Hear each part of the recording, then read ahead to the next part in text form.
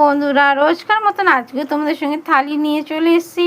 তো দেখো এখানে ভাত বেড়ে নিচ্ছি, দুজনেরই ভাত বেড়ে নিচ্ছি। সোনু তো খেয়ে পড়তে চলে গেছে, যেহেতু 3টে থেকে টিউশন, আর আমরা এখন 3:30 বাজে এখন খাওয়া দাওয়া বসছি। তো চলো আজকের মেনুতে কী কী রান্না করেছি শেয়ার করে দিই তোমাদের সঙ্গে। সকালে তো দেখেইছো মাংস রান্না করেছিলাম, আজকে কিচ্ছু রান্না করিনি। আজকে করেছি দুপুরে কষা কষা মাংস, আর হচ্ছে যে ভাত। কষা কষা মাংস করেছি আজকে, একদম ঝাল ঝাল লাল লাল করে করেছি, দেখতে পাচ্ছ। তো সবার বেড়ে নিচ্ছি আমাদের দুজনেরই।